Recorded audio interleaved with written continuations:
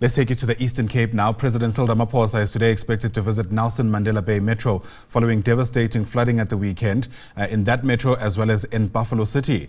10 people have died, thousands others have been displaced. Now, the Metro released a statement yesterday stating that it's been classified now as a national disaster area and damages are estimated to cost about 1 billion rand. Watching those developments is our reporter Lerato Fekisi, who joins us now from the Kariega region. And Lerato, Kariega is one of the hardest hit areas. I imagine the president will be greeted with a litany of requests the moment he arrives. Absolutely, and a long list of requests. I think top of the list will be the issue of housing.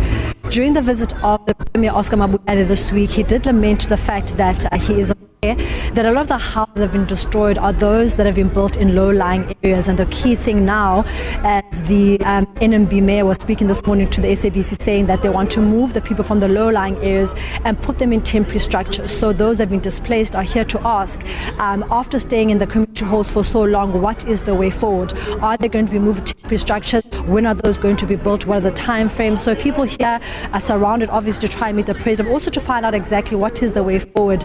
Earlier on, we also saw the Minister of Corporate Governance, various MMCs, also Oscar Mabuyane also making his way here inside Kariega, where they're going to have behind me, Ayanda, a briefing with the president who's set to arrive in the next couple of minutes, just to give an oversight in terms of they've been here for a couple of weeks, just to find out exactly what has been done from the various ministers and various provincial leaders in terms of what have they picked up on the ground, what are the most urgent concerns of the people, and what must be done now to try and restore the lives of those whose properties, businesses have been destroyed by these floods.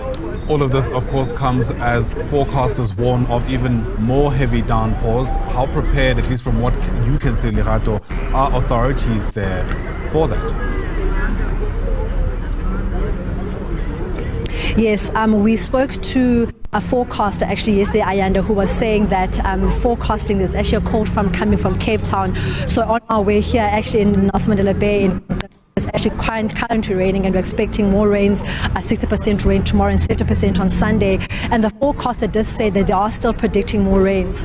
And what the mayor was saying, that a huge concern also is the people that were housed in the community or the community halls are now making their way back home because they've left their homes vacant and are scared that their homes will be vandalized by criminals, and saying that although it is a risk to go back to these low-lying areas prone to floods, it's better than staying in a community hall not knowing what their houses are like. So we have heard that authorities have also been placed in these areas to mitigate and to try and make sure that those who do go back home and trying in an attempt to save their homes and their livelihoods are also safeguarded against the floods. Without a doubt. And of course, there are many questions that are yet to be answered. One of them is, where will this 1 billion rand that's needed to help that area recover come from? Absolutely. Speaking to the mayor this morning, he said that yesterday during an urgent council meeting, one thing that was tabled was that a letter must be drafted to Treasury. It's actually been drafted where they are requesting 105 to 55 million rand to assist in what has been declared a national disaster. So speaking to the mayor this morning, I asked him to state exactly this huge sum of money that's going to come out, how exactly is going to be broken down so that it doesn't just end at just at a government level, it actually trickles down to those that have been affected. And he did say a top priority now is to instill temporary structures, to take those in low-lying areas, move them there, and then also try and build and rebuild the infrastructure which has been damaged by these floods.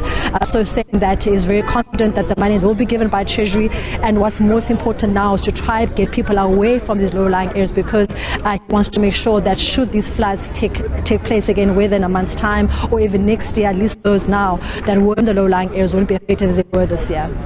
Right, really important story that. Lerato Fekisi, thanks very much indeed for giving us that update. Lerato's live to us there from Kariega in the Eastern Cape, just moments ahead of the president's arrival. We'll certainly keep watching that story and bring you those visuals as soon as he touches ground.